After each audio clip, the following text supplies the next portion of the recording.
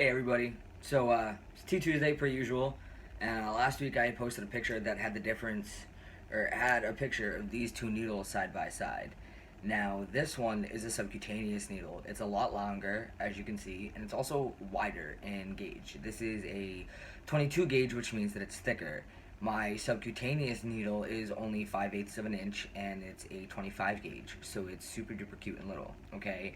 Now when I was using this needle, I was doing my shot in my thigh, and in order to do it, you have to kind of stab the needle through your thigh, and after a while, it made my anxiety get really bad, and I wasn't able to do it. So now I do it subcutaneously. Now subcutaneously is super simple, and it doesn't hurt at all, and I love it.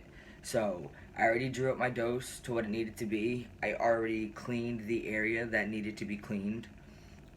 So when you do it subcutaneously, you can do it in your thigh.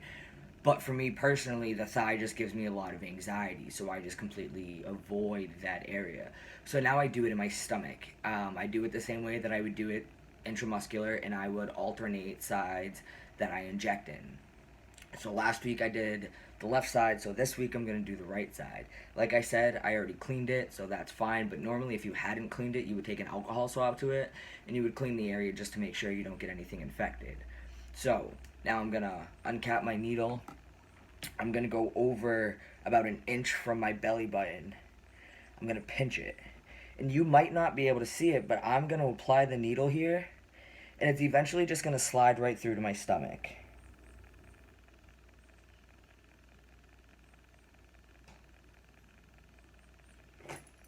I got the needle in. So now I'm going to let go of that skin. And now I'm going to inject my testosterone. The only downside that I have found to subcutaneous as opposed to intramuscular is the injection site burns a little bit. So now I've injected my testosterone all the way.